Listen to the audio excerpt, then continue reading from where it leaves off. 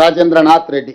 అంటే స్పష్టంగా సీమకు గోదావరి పత్రికలలో వచ్చింది ఏంటి, శ్రీశైలాన్ని తరలించాం తెలుగు రాష్ట్రాలు, ఏ రకంగా వీళ్ళు నీళ్లను రాయలసీమకు తరలించాలని చెప్పి చర్చించుకున్నారో ఆ రోజు మంత్రివర్యులు ఈటెల రాజేందర్ గారు, బుగ్గన రాజేంద్రనాథ్ రెడ్డి గారు పత్రికా సమావేశం పెట్టి ప్రజలకు వివరించారు. నష్టం తక్కువ, లాభం ఎక్కువ.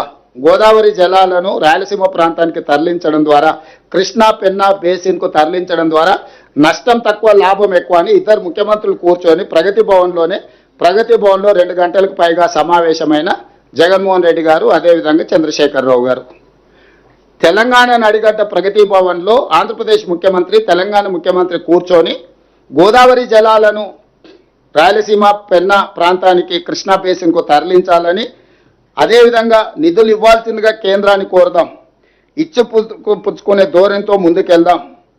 అంటే ఒకవేళ డబ్బులు కేంద్ర ప్రభుత్వాన్ని అడుగుదాం, ఇవ్వకపోతే మనమే సొంతంగా కట్టుకుందామని చెప్పి వాళ్ళిద్దరు కలిసి మాట్లాడుకొని ముందుకెళ్ళిండ్రు. తక్కువ నష్టం, ఎక్కువ భూసేకరణతో గోదావరి కృష్ణ నదుల అనుసంధానం. సో ఈ రకంగా ఈరోజు ఇంత స్పష్టంగా రాయలసీమను రతనాల సీమగా మారుస్తా, ఇవన్నీ కూడా చంద్రశేఖరరావు గారు స్వయంగా మాట్లాడిన మాటలు.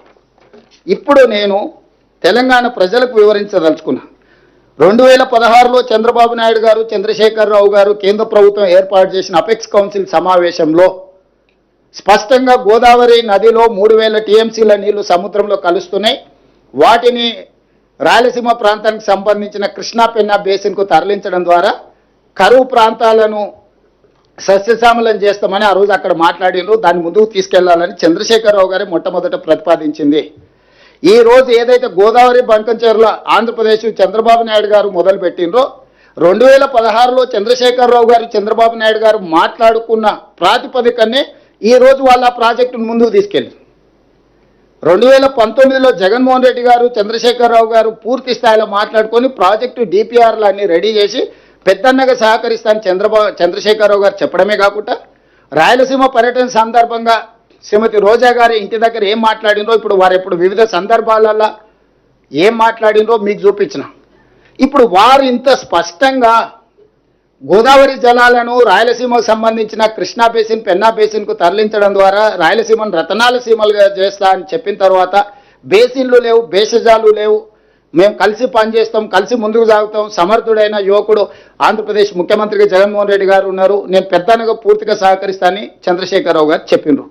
నేను ఇప్పుడు మీడియా మిత్రుల ద్వారా బీఆర్ఎస్ నాయకులను అడుగుతున్నా, చంద్రశేఖరరావు గారిని అడుగుతున్నా, మీరు ఇంత విస్పష్టంగా 2016లో 2019లో వివిధ సందర్భాలలో శాసనసభలో, బహిరంగ సభలలో స్పష్టంగా గోదావరి జలాలను రాయలసీమ అదేవిధంగా పెన్నా ప్రాంతానికి తరలించడానికి ఆమోదించి ప్రాజెక్టును ప్రారంభించడానికి అవకాశం కల్పించి ప్రోత్సహించిన మీరు ఈరోజు ఆ ప్రాజెక్టును మొదలు పెడతామని ఆంధ్రప్రదేశ్ చంద్రబాబు నాయుడు గారు అన్న మరుక్షణం నేను పెద్దలు ఉత్తమ్ కుమార్ రెడ్డి గారు ఢిల్లీకి వెళ్ళి జలశక్తి మినిస్టర్ సిఆర్ పాటిల్ గారికి ఫిర్యాదు చేసినాం, ఆర్థిక మంత్రి గారి దృష్టికి తీసుకెళ్ళినాం, గోదావరి రివర్ మేనేజ్మెంట్ బోర్డుకు అఫీషియల్గా నేను ఈ మధ్యకాలంలో మన జలసౌదాకు ఉద్యోగస్తులకు వాళ్ళకు నియామక పత్రాలు అందజేసినప్పుడు డైరెక్ట్గా అక్కడికి వెళ్ళి గోదావరి రివర్ మేనేజ్మెంట్ బోర్డు దగ్గర పోయి నేను ముఖ్యమంత్రిగా, అదేవిధంగా మా మంత్రి అధికారులను తీసుకెళ్లి గోదావరి రివర్ మేనేజ్మెంట్ బోర్డు అధికారులను కలిసి ఆంధ్రప్రదేశ్ ప్రభుత్వము, ఆంధ్రప్రదేశ్ ముఖ్యమంత్రి చంద్రబాబు నాయుడు గారు గోదావరి జలాలను బంకంచెర్ల వరకు తరలించడానికి 200 టీఎంసీల ప్రాజెక్టును ప్రణాళిక చేసిండు.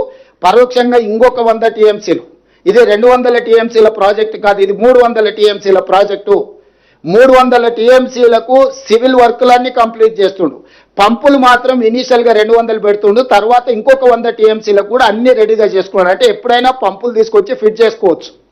సో కాలువలు కానీ, లేకపోతే టన్నెల్స్ కానీ, లేకపోతే రిజర్వాయర్లు కానీ 300 టీఎంసీలకు సంబంధించిన ప్రణాళికలు సిద్ధం చేసుకొని ఈ వరద జలాలను లిఫ్ట్ చేసే కాదు ఇప్పుడు 200 టీఎంసీలను మాత్రమే లిఫ్ట్ చేయడానికి అవసరమైన పంపు సెట్లు పెట్టుకుంటున్నాడు.